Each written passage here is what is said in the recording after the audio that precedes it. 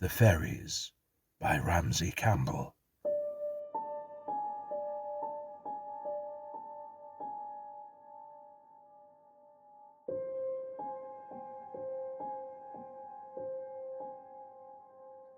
When Berry reached Parkgate Promenade, he heard the waves.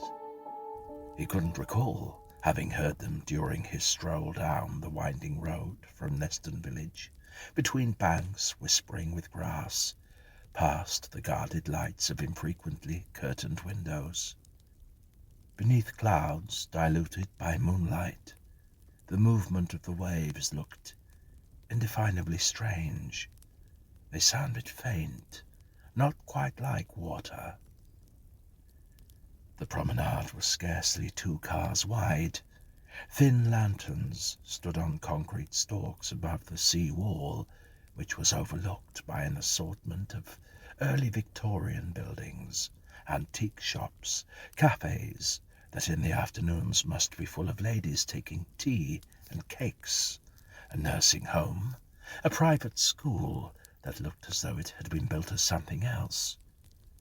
In the faltering moonlight, all of them looked black and white. Some were Tudor-striped. As he strolled, the June night was mild. He might as well enjoy himself as best he could now he was here. He passed the Marie Celeste Hotel. That must have appealed to his uncle. He was still grinning wryly when he reached his uncle's address. Just then, the moon emerged from the clouds, and he saw what was wrong with the waves. There was no water beyond the sea wall, only an expanse of swaying grass that stretched as far as he could see. The sight of the grass overlooked by the promenade buildings, as though it was still the River Dee, made him feel vaguely but intensely expectant, as though about to glimpse something on the pale, parched waves. Perhaps his uncle felt this too, for he was sitting at the black bow window on the first floor of the White House, gazing out beyond the sea wall. His eyes looked colourless as the moonlight. It took 3 rings of the bell to move him. Berry shouldn't feel resentful. After all, he was probably his uncle's only living relative. Nevertheless, there were decisions to be made in London, at the publishers, books to be bought or rejected. Several were likely to be auctioned. He'd come a long way, hurriedly, by several trains. His uncle's call had sounded urgent enough for that. Berry only wished he knew why he was here. When at last his uncle opened the door, he looked unexpectedly old. Perhaps living ashore had aged him. He had always been small, but now he looked dwindled, though still tanned and leathery. In his spotless black blazer, with its shining silvery buttons and his tiny gleaming shoes, he resembled a doll of himself. "Here we are again." Though he sounded gruff, his handshake was firm, and he felt grateful for the company. When he toiled upstairs, using the banisters as a series of walking sticks, he growled, "Sit you down." There was no sense of the sea in the flat, apart from a couple of large old trunks. The flat seemed to have nothing to do with his uncle. It felt like a waiting room. "Get that down, you James." His uncle's heartiness seemed faded. Even the rum was a brand you could buy in supermarkets, not one of the prizes he used to bring back from voyages. He sat, gazing along the promenade, sipping the rum as though it was as good as any other. "How are you, uncle? It's good to see you." They hadn't seen each other for over 10 years, and Berry felt inhibited. Besides, his uncle detested effusiveness. When he'd finished his rum, he said, "You sounded urgent on the phone." "Aye." The years had made him even more taciturn. "I wouldn't have expected you to live so far from everything," Berry said. "It went away." Apparently he was talking about the sea, for he continued, There used to be 13 hotels and a pier. All the best people came here to bathe. They said the streets were as elegant as Bath. The private school you passed, that was the old assembly rooms." Though he was gazing across the sea wall, he didn't sound nostalgic. "Then the Dee silted up," he was saying. "It doesn't reach here now, except at spring tides and in storms. And that's when the rats and the voles flee onto the promenade. Hordes of them, they say. I haven't seen it. Don't mean to." "You're thinking of moving?" Frowning at his clenched fists, he muttered, "Will you take me back with you tomorrow and let me stay until I can find somewhere? I'll have my boxes sent on." He mustn't want to make the journey alone, in case he was taken ill. Still, Barry couldn't help sounding a little impatient. "I don't live near the sea, you know." "I know that." Then, reluctantly, he added, "I wish I lived farther away." Perhaps, now that he'd had to leave the sea, his first love, he'd wanted to forget about it quickly. Barry could tell he'd been embarrassed to ask for help. A captain needing help from a nephew who was seasick on a hovercraft. But he was a little old man now, and his tan was only a patina. All at once, Barry saw how frail he was. "All right, Uncle," he said gently. "It won't be any bother." His uncle was nodding, but not looking at him. Barry could see he was moved. Perhaps now was the time to broach the idea Barry had had on the train. "On my way here," he said carefully, "I was remembering some of the tales you used to tell." "You remember them, do you?" The old man didn't sound as though he wanted to. He drained a mouthful of rum in order to refill his glass. At the salt smell that was wafting across the grass reminded him too vividly. Barry had meant to suggest the idea for a book of his uncle's yarns, for quite a few had haunted him. Perhaps this wasn't the time to discuss it, for the smell that was drifting through the window was stagnant, very old. "There was one story I never told you." Barry's head jerked up. He had been nodding off. "Some of the men used to say it didn't matter if you saw it, so long as you protected yourself." Was the old man talking to himself, to take his mind off the desiccated river, the stagnant smell? "One night we all saw it. One minute the sea was empty. Next, the thing was there, close enough to swim to. Some of the men would almost have done that, just to get it over with." He gulped a mouthful of rum and stared sharply out across the pale, dry waves. Only they could see the faces watching. None of us forgot that. Ever. As soon as we got ashore, all of us bought ourselves protection, you see. Even I did," he said bitterly. "When I used to say civilized men kept pictures on walls." Having struggled out of his blazer, which he'd unbuttoned carefully and tediously, he displayed his left forearm. Blinking sleepily, Barry made out a tattoo.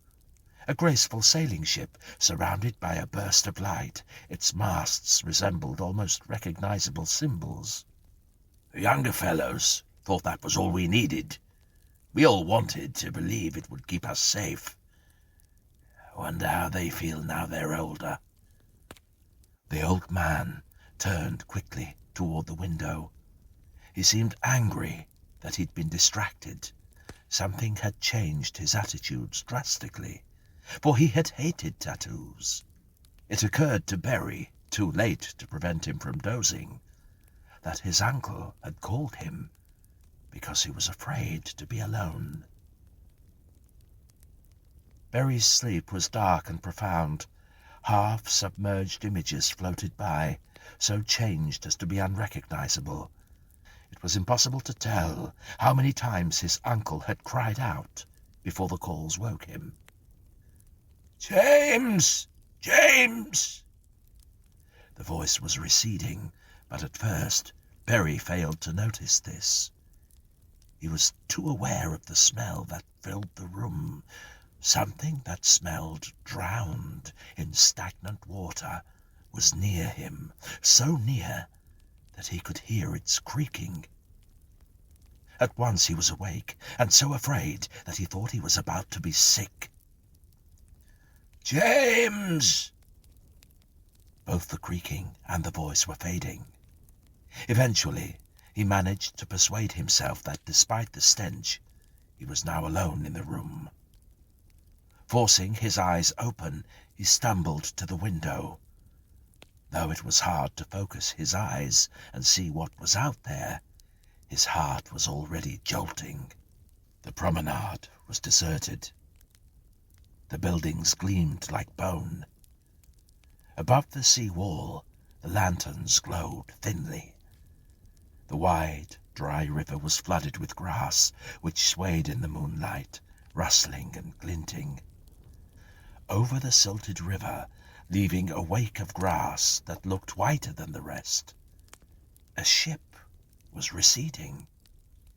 It seemed to be the color and texture of the moon. Its sails looked stained, patchily by mold. It was full of holes, all of which were misshapen by glistening vegetation. Were its decks crowded with figures?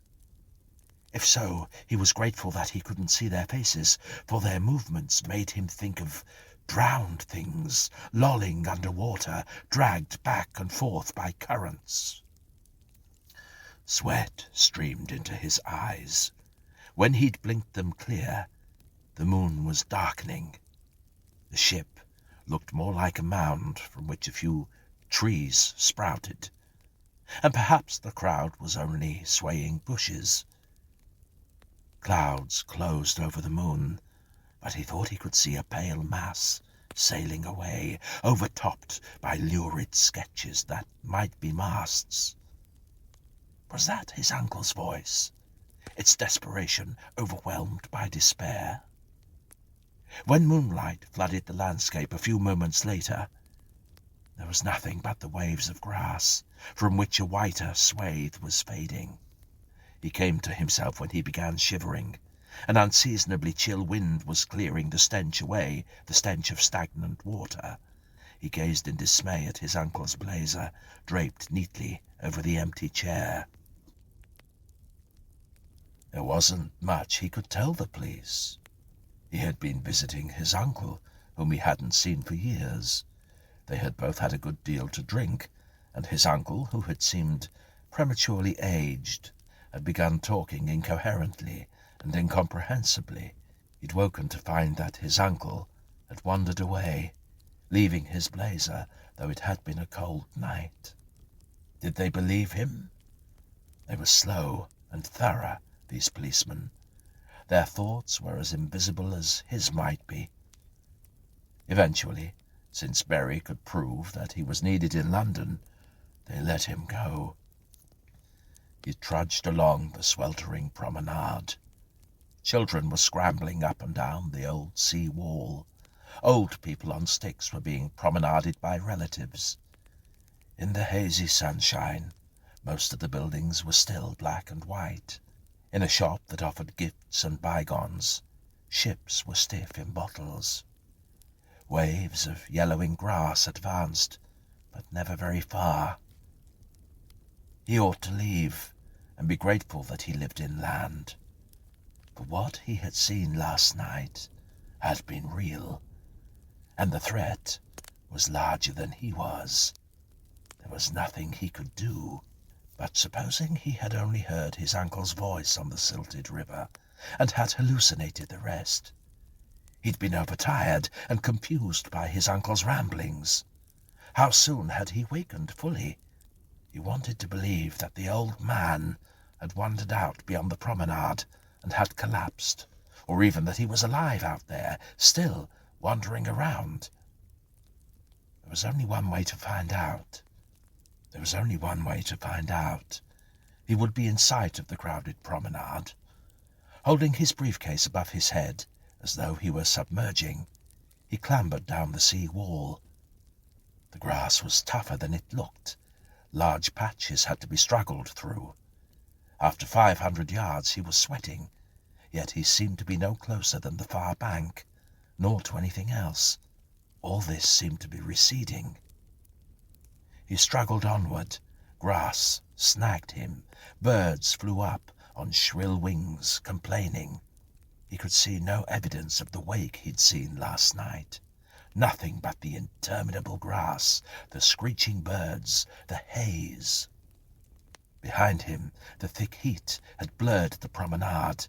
The crowds were pale shadows. Their sounds had been swallowed by the hissing of the grass. He'd been tempted several times to turn back, and was on the point of doing so, when he saw a gleam in the dense grass ahead. It was near to the place where he'd last glimpsed the ship, if he had done so. The gleaming object looked like a small shoe. He had to persuade himself to go forward. He remembered the swaying figures on the decks, whose faces he dreaded to see. Nevertheless, he advanced furiously, tearing a path through the grass with his briefcase. He was almost there before he saw that it wasn't a shoe. It was a bottle. When inertia carried him forward, he realized that the bottle wasn't empty. For an unpleasant moment, he thought it contained the skeleton of a small animal. Peering through the grime that coated the glass, he made out a whitish model ship with tattered sails. Tiny, overgrown holes gaped in it. He had seen it before. He stood up too quickly and almost fell. The heat seemed to flood his skull. The ground underfoot felt unstable. A buzzing of insects attacked him. There was a faint hint of a stagnant smell. He was ready to run, dizzy as he was, to prevent himself from thinking. Then he remembered his uncle's despairing cry. "James! James!" Even then, if he had been able to run, he might have done nothing. But his dizziness both hindered him and gave him time to feel ashamed. If there was a chance of helping his uncle, however impossible it seemed. He snatched up the bottle and threw it into his briefcase. Then, trying to forget about it, he stumbled back towards the crowds. His uncle was calling him. He woke to the sound of a shriek. Faces were sailing past him, close enough to touch if he could have reached through the glass. It was only a train on the opposite line, rushing away from London. Nevertheless, he couldn't sleep after that.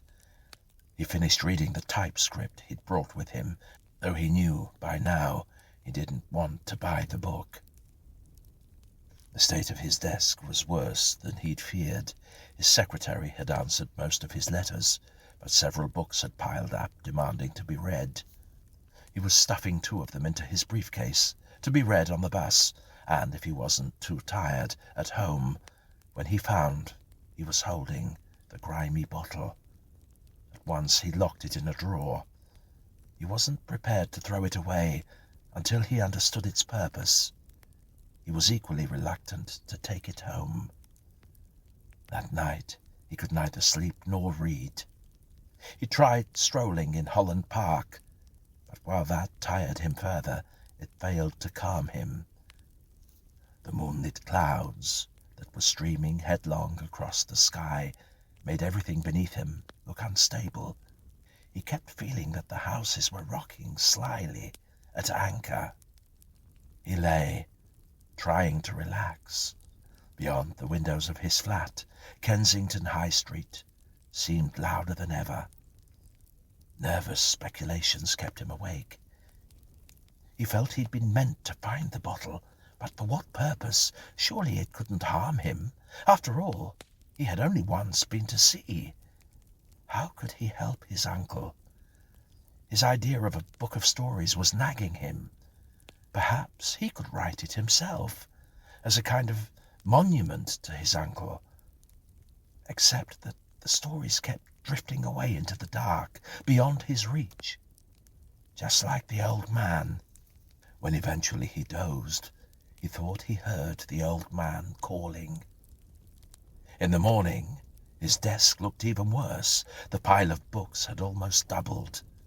He managed to sort out a few that could be trusted to other readers for reports. Of course, a drain must have overflowed outside the publishers. That was why only a patch of pavement had been wet this morning. He knew it hadn't rained. He consulted his diary for distractions. Sales conference 11 a.m. He succeeded in being coherent and even in suggesting ideas, but his mind was elsewhere. The sky resembled sluggish smoke, as though the oppressive day was smouldering. The sound of cars outside seemed unnaturally rhythmic, almost like waves. Back at his desk, he sat, trying to think. Lack of sleep had isolated him in a no-man's land of consciousness, close to hallucination. He felt cut off from whatever he was meant to be doing. Though his hand kept reaching out impulsively, he left the drawer locked. There was no point in brooding over the model ship until he decided what to do. But he still didn't know how to help his uncle, assuming that he could, assuming it wasn't too late. Would removing the ship from the bottle achieve something? In any case, could one remove the ship at all? Perhaps he could consult an expert in such matters. "I know exactly whom you want," his secretary said, and arranged for them to meet tomorrow. Dave Peoples, lunch 12:30. Ordinarily he would have enjoyed the game, especially since Peoples liked to discuss his books in pubs, where he tended to drink himself into an agreeable state. Today's prize was attractive, a best-selling series that Peoples wanted to take to a new publisher, but today he found Peoples irritating. Not only his satyr's expressions and postures, which were belied by his paunch, but also the faint smirk with which he constantly approved of himself. Still, if Berry managed to acquire the books, the strain would have been worthwhile. They ate in the pub, just round the corner from the publishers. Before long, Berry grew frustrated. He was too enervated by lack of sleep to risk drinking too much, nor could he eat much, for the food tasted unpleasantly salty. Peoples seemed to notice nothing, and ate most of Berry's helping before he leaned back, patting his paunch. "Well now," he said when Berry raised the subject of the books, "what about another drink?" Berry was glad to stand up, to feel the floor stable underfoot, for the drinkers at the edge of his vision had seemed to be swaying extravagantly. "I'm not happy with the way my mob are promoting the books, you see," Peoples admitted. "They seem to be letting them just lie there." Berry's response might have been more forceful if he hadn't been distracted by the chair that someone was rocking back and forth with a steady, rhythmic creaking. When Berry had finished making the offers, Peoples said, "That doesn't sound bad. That doesn't sound bad. Still, I ought to tell you that several other people are interested." Berry wondered angrily whether he was simply touring publishers in search of free meals. The pub felt damp. The dimness appeared to be glistening. No doubt it was very humid. Though the street was crowded, he was glad to emerge. "I'll be in touch," Peoples said. But at that moment, Berry didn't care. For on the opposite side of the pavement, the old man's voice was crying, "James!" It was only a newspaper seller, naming his wares, which didn't sound much like James. Surely a drain must have overflowed, for where the wet patch had been, now there was a stagnant smell. Editors' meeting, 3 p.m. Why did they have to schedule 2 meetings in one day? When there were silences in which people expected him to speak, he managed to say things that sounded positive, convincing. Nevertheless, he heard little except for the waves of traffic advancing and withdrawing and the desperate cries in the street. What was that, crossing the intersection? A long, pale shape bearing objects like poles. It had gone before he could jerk his head round, and his colleagues were only staring at him. It didn't matter. If any of these glimpses weren't hallucinations, well, surely they couldn't harm him. Otherwise, why hadn't he been harmed that night in Parkgate? Once he'd slept, he would be better able to cope with everything. Tomorrow, he would consult the expert. After the meeting, he slumped at his desk, trying to find the energy to gather books together and head for home. His secretary woke him. "Okay," he mumbled, "you go on." He'd follow her in a moment, when he was more awake. It occurred to him that if he hadn't dozed off in Parkgate, his uncle might have been safe. That was another reason to try to do something. He'd get up in a few moments. It wasn't dark yet. When he awoke again, it was. He had to struggle to raise his head. His elbows had shoved piles of books to the edge of the desk. Outside, the street was quiet, except for the whisper of an occasional car. Sodium lamps craned their necks towards his window. Beyond the frosted glass of his office cubicle, the maze of the open-plan office looked even more crowded, with darkness, than the space around his desk. When he switched off his lamp, it showed him a blurred reflection of himself, trapped in a small pool of brightness. Hurriedly, he switched on the cubicle's main light. Though he was by no means awake, he didn't intend to wait. He wanted to be out of the building, away from the locked drawer. Insomnia had left him feeling vulnerable, on edge. He swept a handful of books into his briefcase. God, they were becoming a bad joke, and emerged from his cubicle. He felt uncomfortably isolated. The long, angular room was lifeless. None of the desks seemed to retain any sense of the persons who sat there.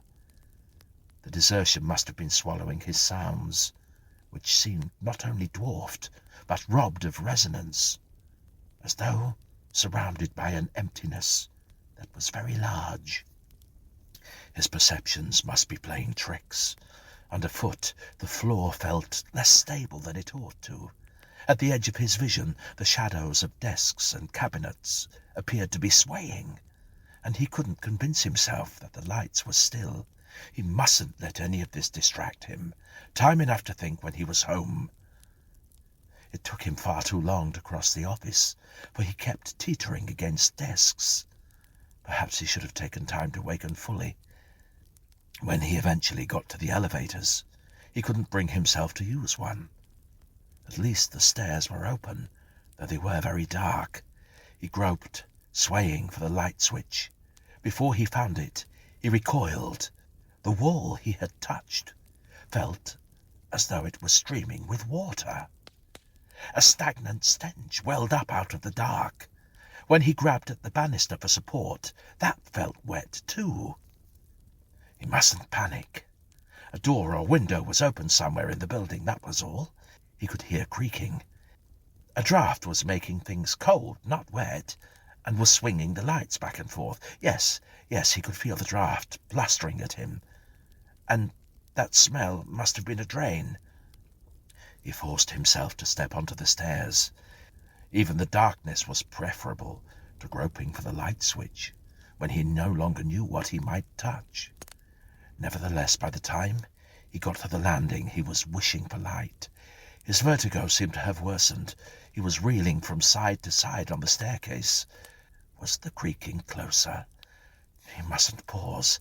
Plenty of time to feel ill once he was outside in a cab. He ought to be able to hold off the panic, so long as he didn't glimpse the ship again.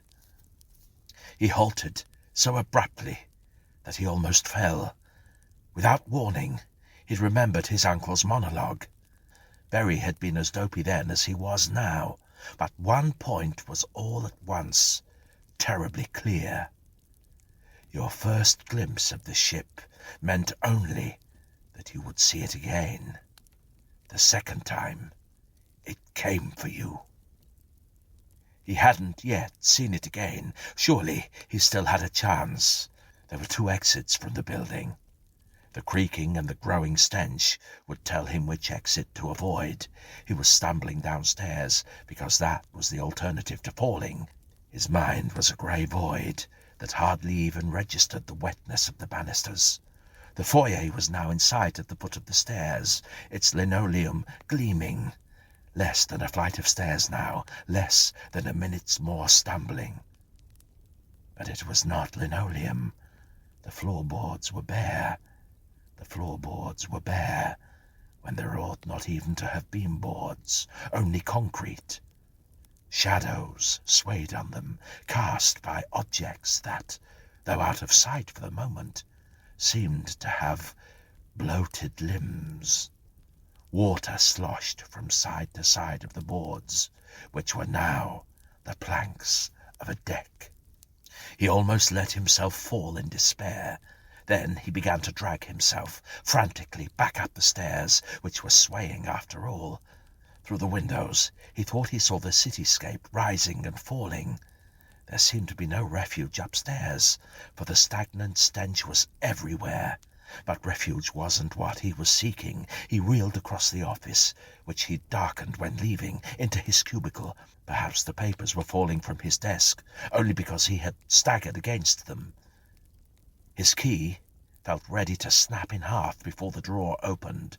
He snatched out the bottle, in which something rattled insect-like, and stumbled to the window. Yes, he had been meant to find the bottle, but by whom? Or by what? Wrenching open the lock of the window, he flung the bottle into the night. He heard it smash a moment later. Whatever was inside it must certainly have smashed too. At once, everything felt stable, so abruptly that he grew dizzier. He felt as though he'd just stepped onto dry land after a stormy voyage. There was silence, except for the murmur of the city, which sounded quite normal. Or perhaps there was another sound, faint and receding fast. It might have been a gust of wind, but he thought it resembled a chorus of cries, cries of relief, so profound it was appalling. Was one of them his uncle's voice? Berry slumped against the window, which felt like ice on his forehead. There was no reason to flee now, nor did he think he would be capable of moving for some time. Perhaps they would find him here in the morning. It hardly mattered, if he could get some sleep. All at once he tried to hold himself absolutely still in order to listen. Surely he needn't be nervous any longer. Just because the ship in the bottle had been deserted, surely that didn't mean... But his legs were trembling, and infected the rest of his body, until he couldn't even strain his ears. By then, however, he could hear far better than he would have liked. Perhaps he had destroyed the ship and set free its captives. But if it had been a captain, what else might Berry have let loose? The smell had grown worse than stagnant, and up the stairs, and now across the dark office, irregular but purposeful footsteps were sloshing.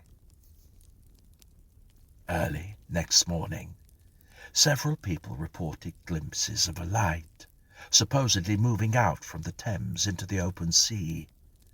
Some claimed the light had been accompanied by sounds like singing. One old man tried to insist that the light had contained the outline of a ship. The reports seemed little different from tales of objects in the skies, and were quickly dismissed. For London had a more spectacular mystery to solve: how a publisher's editor could be found in a first-floor office, not merely dead, but drowned.